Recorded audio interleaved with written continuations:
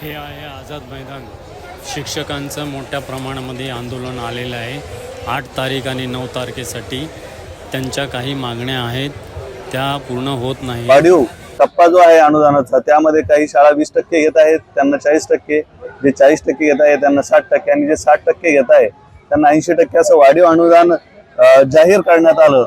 परंतु त्याचा शासन निर्णय त्यावेळेस असं भिजत गोंगडं ठेवून शासनाने फक्त काढता पाय घेतला आणि लोकांना इथून परत लावण्याचं काम केलं.